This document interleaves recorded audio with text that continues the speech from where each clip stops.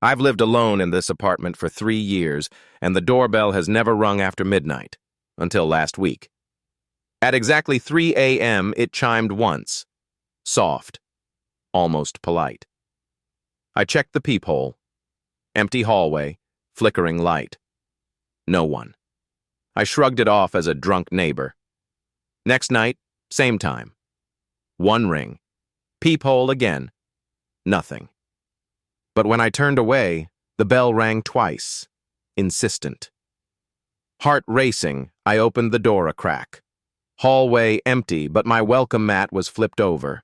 On the underside, in shaky handwriting that looked exactly like mine. Let me in. It's cold out here. Tonight, it's 2:59. The bell hasn't rung yet, but I can hear breathing on the other side of the door, and it's matching mine.